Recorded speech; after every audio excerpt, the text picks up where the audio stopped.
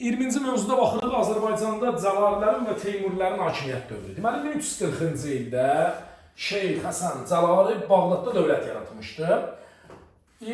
Bununla bağlı başqa bir şey keçmirik. 1359-cu ildə, 2 ildə 58-59, kitablar indi 58 yazmır, 59-u yazır. Amma biz Hülaki dövlətin sonunda bunu yazmışdıq 58-ci il. 1359-cu ildə Şeyx Üveys Təbrizi tutdu. Yəni bundan da Təbriz Azərbaycanın açarıdır, bilirsiniz. Bunun da Azərbaycan işğalı bitdi. Paytaxtı köçürtdülər Təbrizə. 1367-ci ildə Şirvanşahları tutdu və bununla da Cəlalilərin Azərbaycanın işğalı başa çatdı. Dövlətxana sarayı tikildi Təbrizdə. Bir də iqtisadi sahədə islahat keçirilib. Şeyx Üveys ilə Qazan xan tez-tez soruşurlar. Şeyx Üveys və Qazan xanın islahatlarının nəticəsi Azərbaycanda iqtisadi canlanma yarandı.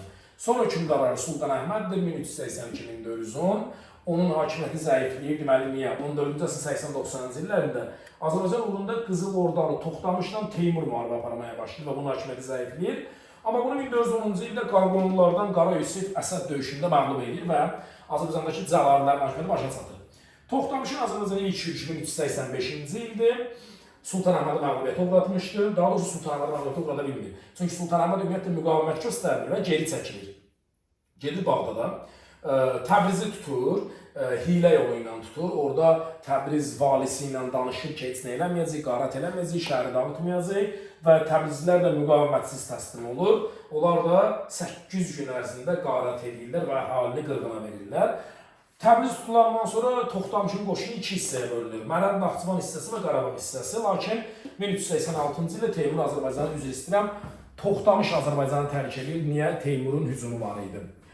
Teymurun birinci yürüşü 1386-cı ildədir və yürüş 3 illik yürüş adlanır. Əlincə və deməli nə olur? Azərbaycanda mübarizə, Cəlalilərin bir qismi gedir Əlincə qalasında yığılır, Teymura qarşı müharibə aparır, bir qismi Bağdada qaçır və Teymur birinci yürüşündə Əlincə istisna olmaqla bütün Azərbaycanı asanlıqla tutur. Bunu niyə yazmışam bura? Sizə belə bir sual düşəcək. Teymurun Azərbaycanı tez bir müddətdə işğal eləməsinin səbəbi Azərbaycanda vahid dövlətin olmaması. Bu zaman İbrahim Neymir gedir 1386-cı ildə Qarabağda Teymurla müqavilə imzalayır. Bunu 21-ci mövzuda daha aydın keçəcək. Amma buradan sizə sual düşəcək. Teymurun ilk yürüyüşü zamanı Azərbaycanda yerli əyanlar nə edilər?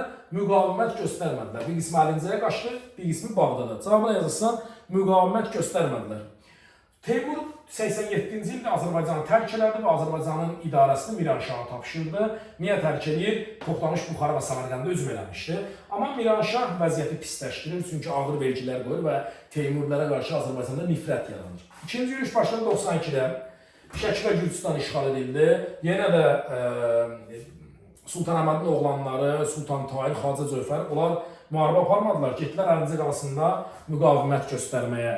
Yəni orada gizləndilər. Teymur da onun acığına getdi, Bağdadı yandırdı.